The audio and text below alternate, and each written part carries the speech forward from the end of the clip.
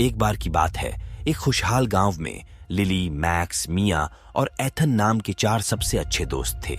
वे अविभाज्य थे और एक साथ साहसिक यात्रा पर जाना पसंद करते थे। एक धूप वाले दिन उन्होंने पिकनिक और जंगल कैंपिंग यात्रा पर जाने का फैसला किया।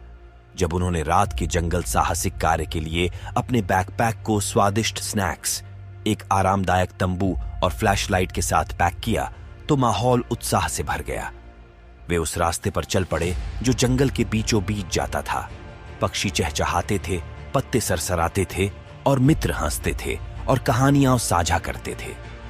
जैसे ही दिन रात में बदल गया, वे ऊंचे पेड़ों से घिरे एक साफ स्थान पर पहुंचे। उन्होंने अपना शिविर स्थल स्थापित किया और एक छोटा सा अलाव बनाया।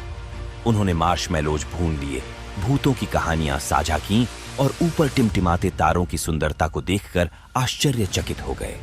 हालांकि जैसे जैसे रात गहरी होती गई, जंगल की आवाजें अपरिचित और थोड़ी डरावनी हो गईं।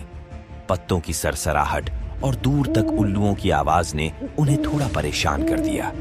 लिली, जो आमतौर पर बहादुर थी, डरने लगी। मैक्स और मिया ने उसे आश्वस्त किया, लेकिन एथन के पास एक विचार था।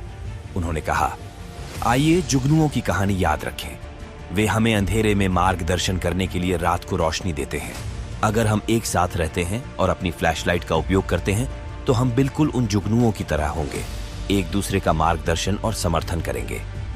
दोस्त एथन की बुद्धिमत्ता पर मुस्कुराए और अपनी टॉर्च चालू कर दी, जिससे उनके कैंप साइट के चारों ओर प्रकाश का एक गर्म घेरा बन गया।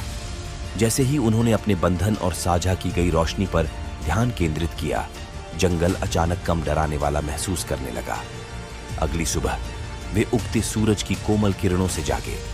उन्हें एहसास हुआ कि सबसे अंधेरे क्षणों में भी उनकी दोस्ती और एक दूसरे के लिए समर्थन उनकी मार्गदर्शक रोशनी थी। जंगल कैंपिंग साहसिक कार्य ने उन्हें एक महत्वपूर्ण सबक सिखाया था। साथ मिलकर वे किसी भी डर या चुनौती पर काबू पा सकते थे।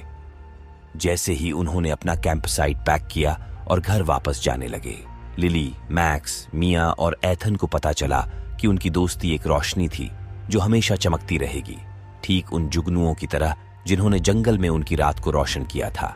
और इसलिए वे अपने साहसिक कार्य की यादों और अंधेरे के समय में हमेशा एक दूसरे की मार्गदर्शक रोशनी बनने का वादा लेकर घर लौट आए।